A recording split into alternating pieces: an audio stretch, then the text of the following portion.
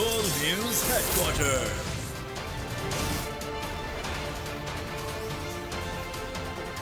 अस्सलाम वालेकुम। बोल न्यूज हेडक्वार्टर्स में आपको कहेंगे खुशामदीद। मैं हूं अरबाज जहां। मैं हूं शाइस्ता शहजाद और मैं हूं बुशरा हक। हेडलाइंस आप जान चुके हैं, बुलेटिन में हम बात करेंगे। मुहाफिज कातिल, मकतूल की मां का सवाल,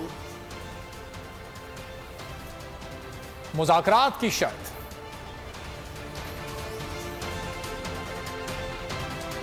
ये सब खबरें हम बुलेटिन में शामिल करेंगे, लेकिन सबसे पहले खबर शामिल करते हैं। पुलिस के शाहीन गिद्ध बन गए हैं। मुहाफिजों ने शहरी को कत्ल कर दिया। शहर कायद में पुलिस एहलकारों की सफाकी। गुलिस्तान जौहर में निहत्थे शहरी को बेरहमी से कत्ल कर दिया गया।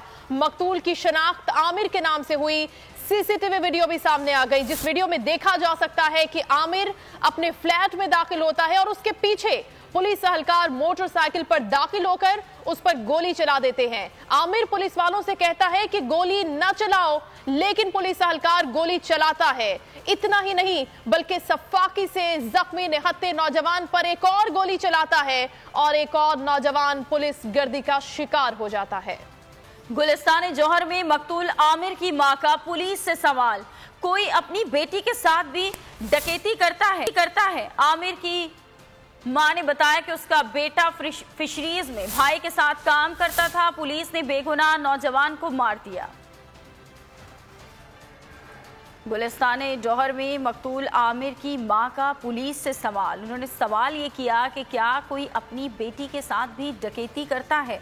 आमिर की मां ने ये बताया कि उसका बेटा फिशरीज में भाई के साथ काम करता था और पुलिस ने बेगुनाह नौजवान को तो मैं न हो जाऊं कि हाँ वाकई वो लाकअप के अंदर है। मुझे क्या पता वो किसी घर में बैठे हुए खिड़की से अपना तस्वीर निकाल के देखा। और दूसरी बात यह है, मैं नहीं चाहती कि ये अपनी दहशतगर्दी जारी रखे। और इसी तरह एक हमजा जो मेरा पोता है, वो 3 महीने का है, वो कोई और हमजा यतीम ना हो जाए, कोई और माँ का गोद ना उजड़े। मैं चाहती हूँ ऐसे करप्ट पुलिस वालों को इबरतनाक सजा दी जाए, इनको फोर्स से निकाला जाए, इनको मुअत्तल किया, इनको बिल्कुल ड्यूटी से डिसमिस करें और सजा बाकायदा जो एक जेन्युइन सजा होता है बिल्कुल इनको सजा दें। और मेरे बच्चे के साथ इंसाफ हो। उसने आज मेरा गोद उजाड़ा, मेरा जिगर उसने फाड़ा। मैं नहीं चाहती कि कोई माँ का गोद उजड़े। मैं नहीं चाहती कि दूसरा कोई हमजा यतीम हो जाए। कराची में गुलिस्तान जौहर नोमान एवेन्यू में शाहीन फोर्स से ताल्लुक रखने वाले एहलकारों के हाथों नौजवान आमिर बलोच कत्ल। जाए वाक़या पर इस वक्त हमारे नुमाइंदे नदीम अहमद मौजूद हैं। उनसे वहां की सूरत हाल जानेंगे। नदीम, बताइएगा इस वक्त क्या सूरत हाल है, वहां की क्या मनाजिर आप देख रहे हैं?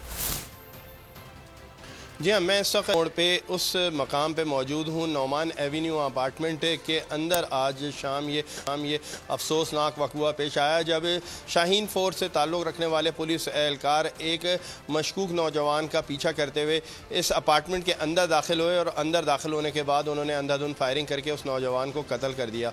अब इस वाक़े की चूँकि CCTV फुटेज भी मंजर आम पर आ चुकी है और पुलिस की जानिब से इस वाक़े में मुलव्वस 3 पुलिस एहलकारों को गिरफ़्तार कर लिया गया है। मेरे कैमरामैन साथी साजिद अगर आपको मेरे अकब में मनाजिर दिखाएं तो ये वो मकाम है जहां पर उस मुतासरा मकतूल आमिर की लाश जो है वो पहुंची थी और यहां उसके खून के निशानात ताहाल मौजूद हैं। कहा जा सकता है कि वो सीढ़ियों के ऊपर गिरने के बाद जो है वो पुलिस एहलकारों से जो है वो सिर्फ रहम की भीख मांगता रहा कि मुझे मत मारो, मगर उसके बावजूद पुलिस एहलकारों ने मकतूल आमिर पर अंधाधुंध फायरिंग कर दी। फायरिंग के वाक़े में मुलव्वस शाहीन फोर्स के 3 पुलिस एहलकारों को बाकायदा तौर पर जो है वो मुताल्लिक़ा हुकाम की जानिब से गिरफ्तार कर लिया गया। जी, बहुत शुक्रिया नदीम आपका। बुलेटिन में आगे देखिए, कौन जिम्मेदार था और खान का खदशा।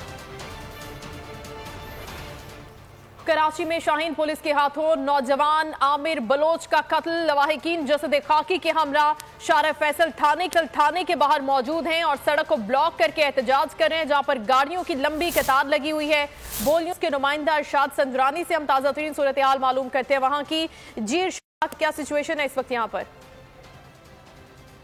बिल्कुल शाइस्ता, कराची में एक मरतबा फिर जो दिन दिहाड़े पुलिस के हाथों जो कि मुहाफिज होते हैं वो कराची के एक और नौजवान की उन्होंने जान ले ली है। और गुलिस्तान जौहर जो कि पीएस शारा फैसल के जो हुदूद में आता है और यहाँ पे जो एसएसपी है रहीम शिराजी है, उन पर सवालिया निशान आता है, एसएचओ पर सवालिया निशान आता है कि कैसे एक पुलिस जो है मुहाफिज होती है वो डकैत बनकर जो है पुलिस के जो नौजवान है कराची के उनको कत्ल कर रही है। पे दर पे कत्ल हो रहे हैं। आईजी सिंध कहाँ है, एडिशनल आईजी कराची कहाँ है, और वजीर सिंध मुराद अली शाह से बार बार उनकी मां ने सवालिया निशान किए हैं कि उनका एक और जो नौजवान जो आमिर बलोच को कत्ल कर दिया गया, उसके बेटे जिसकी उम्र सिर्फ 1.5 माह बताई जाती है, 14 माह कबल इस आमिर बलोच की शादी हुई थी। और यहाँ पर जो एहतजाज करते हुए उन्होंने फौरी तौर पर जो एसएसपी जो ईस्ट से रहीम शिराजी उसको बरतरफ करने के मुतालबा किया है वज़ीर सिंध से। इसके अलावा एसएचओ को बरतरफ करने का मुतालबा किया है और जो मुलविस जो कि इस कत्ल में मुलविस जो एहलकार हैं पुलिस के, उन्हें फौरी तौर पर मुलाजमत से बरतरफ करके और करने के लिए बाकायदा मुतालबा किया है। उनका कहना है कि इनको करारे वाकई सजा देनी चाहिए, फांसी का मुतालबा किया है ताकि दीगर जो आमिर बलोच या उनके जो हमजा उनका बच्चा है जो कि 1.5 माह का, उनके कत्ल ना हो सके। तो एक और जो नौजवान जो कराची में उसका कत्ल किया गया आमिर बलोच, और उनका कहना है कि फिशरीज में वो कारोबार करता था और दीगर जो रियल एस्टेट के कारोबार करता था और पूछगछ करनी चाहिए थी, ठीक है पुलिस का काम है, लेकिन पुलिस जो कि मुहाफिज है वो कातिल बन गई है। एक और कराची का नौजवान उसका कत्ल हो गया है। और जौहर स्क्वायर में पुलिस की सफाकी, नौजवान की जिंदगी छीन ली। वजीर आला सिंध सैयद मुराद अली शाह ने नौजवान आमिर हुसैन की हलाकत का नोटिस ले लिया। एडिशनल आईजी कराची से वाकये की तफसीलात तलब कर ली। पुलिस ने तीनों अहलकारों को हिरासत में ले लिया, मुकदमा भी दर्ज कर लिया गया। एसएसपी ईस्ट रहीम शिराजी का कहना है कि गैर कानूनी तौर पर इंसानी जान लेने वाले को कानून के कटहरे में खड़ा करेंगे। डीआईजी ईस्ट मुकद्दस हैदर का कहना है दोनों अहलकारों ने फायरिंग करके ज्यादती की, कत्ल का मुकदमा दर्ज किया जाएगा। कराची सुपर हाईवे से फकीरा गोड से गिरफ्तार मुलजिम बाबू के अहम इंकशाफात। बिलाल अफगानी गैंग ने 6 अफराद कत्ल किए। मफरूर मुलजिम इरफान ने प्रोफेसर जैनुल आबदीन को कत्ल किया था। दूसरी जानिब मंगोपीर में छुरियां चल गईं, झगड़े में 3 अफराद जख्मी हो गए। नए पाकिस्तान से पुराना पाकिस्तान तक का सफर, सयाहत से दहशतगर्दी तक का सफर। पीटीआई ने हुकूमत को बेनकाब कर दिया, सोशल मीडिया पर हुकूमत को निशाने पर रख लिया। मुल्की माजी और मौजूदा सूरत हाल को सोशल मीडिया पर बयान कर डाला। इस रिपोर्ट में देखिए। इस्लामाबाद दहशतगर्द हमले के मुल्जिमान गिरफ्तार कर लिए हैं। वजीर दाखिला ने दावा कर दिया, कहा ये लोग कुरम एजेंसी से चले और रावलपिंडी में ठहरे। दहशतगर्द से मुतालिक अहम मालूमात तफ्तीशी इदारों के हाथ लग गई। जियो फेंसिंग में दहशतगर्द के खैबर पख्तूनख्वा से आने के शवाहिद मिल गए। दहशतगर्द ने बस में बारूदी मवाद और जैकेट के साथ सफर किया।